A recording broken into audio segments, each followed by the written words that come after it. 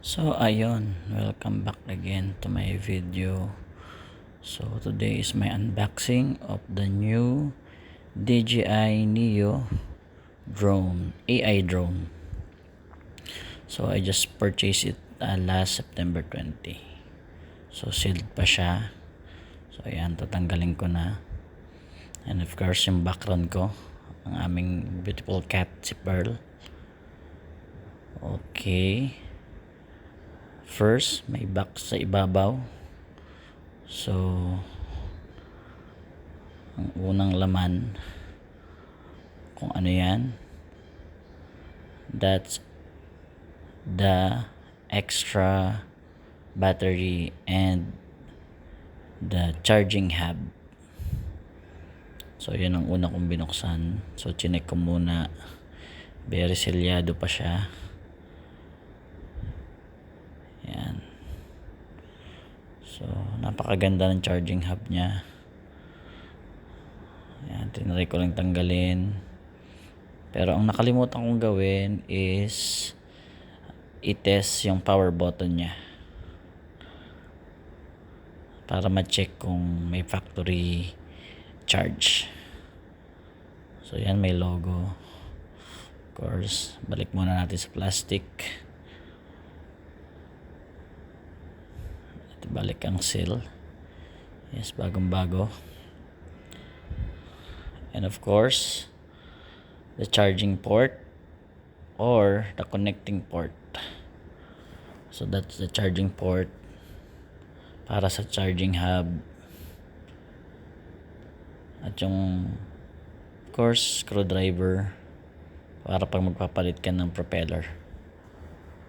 And then an extra port para sa iPhone 2 transmitter para sa kanyang remote control. Okay, set aside muna natin. Then kunin naman natin ngayon yung the new DJI RC3. So ito yung kasama niya, dahil Fly More combo yung binili ko. So ito yung kasama niyang remote control. Of course, very smooth, napakaganda, napakaliit lang. At kung mapapansin nyo, yun nga, yun yung pinaka remote na ginagamit sa Neo. At dyan naman yung phone holder. Nakalimutan ko lang kung anong size ang pwedeng na gaano kalaking phone ang hanggang kaya. Pero so far, doon sa phone na gamit ko, ayun. Then, nakalagay naman doon sa ilalim yung kanyang control stick, which is kailangan mo lang i-screw pag gagamitin mo. So, ayan. Medyo struggle pa paglagay.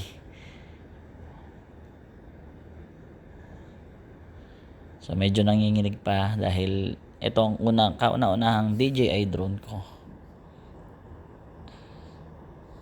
Yan. Set aside muna natin. Hindi ko na muna babalik sa plastic. Sobrang bagong-bago pa. And then, the unit itself. Ayan. Yan. Ganyan lang kalaki ang DJI Neo. So, pag binuksan mo siya, of course, kasama yung unang battery niya.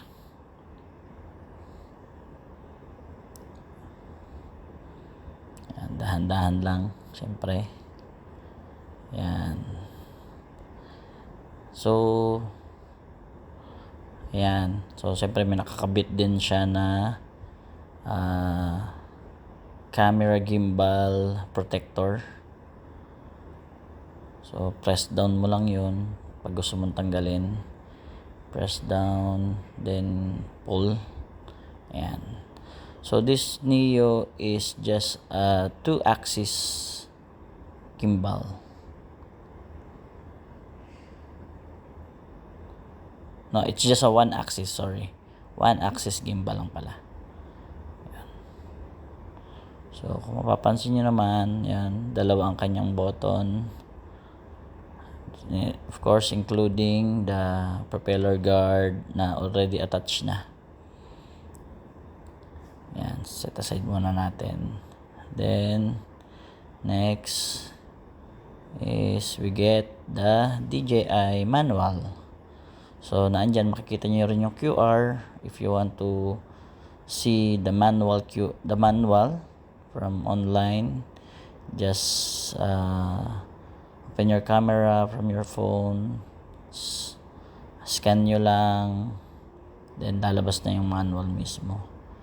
Yan, so isa-isa from manual, operation, so yung mga information notice, and yung product itself, manual, quick start, and of course, kailangan nyo talagang buklatin yan dahil na dyan makikita nyo na meron kayong free na DJI stickers. Ayan, meron kayong free DJI stickers. So iniisip ko pa kung sa pailalagay yan. So nakakatawa na may kasama siyang free na sticker. So yun. So yan lang lahat ang laman niya so far. At of course, syempre merong kasamang extra 2 propellers with different sides kung saan mo siya kakabit, at yung silicone syempre libre yan. So yun lang, so far yun lang ang laman ng Flymore combo. Then nabili ko siya dito sa Malaysia ng around 1,529 ringgit. So it's around 2,000 around 16,000 pesos.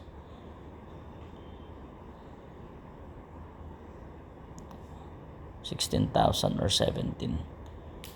So yun, pinakita ko pa si Pearl.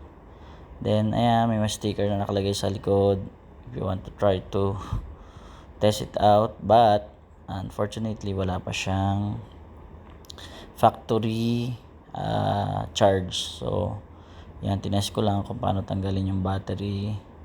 So para matry mo siya, matest mo siya, kailangan mong tanggalin yan.